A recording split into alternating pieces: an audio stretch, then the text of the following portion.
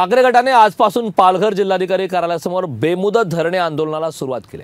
जिल्ह्यातून जाणाऱ्या प्रकल्पांमध्ये शेतकऱ्यांच्या संपादित झालेल्या जमिनीचा योग्य मोबदला शेतकऱ्यांना देण्यात आला नाही। यासह विविध मागण्यांसाठी ठाकरे गटाच्या दोन्ही जिल्हा प्रमुखांच्या नेतृत्वाखाली आंदोलन करण्यात आलेलं आहे।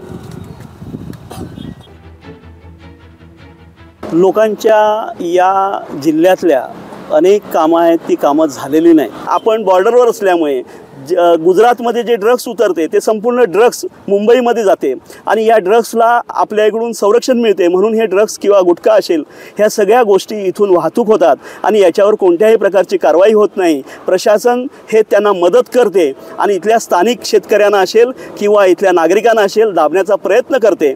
म्हणून या प्रशासनाच्या विरोधात आम्ही या सगळ्या मागण्या घेऊन ज्या जिल्ह्यातल्या अगदी जनतेच्या निगडीत अशा मागण्या आहेत त्या मागण्या सोडवण्यासाठी इथे धरणे आंदोलन करत आहोत। लोकशाही मराठी ऐका, पहा, जागरूक रहा।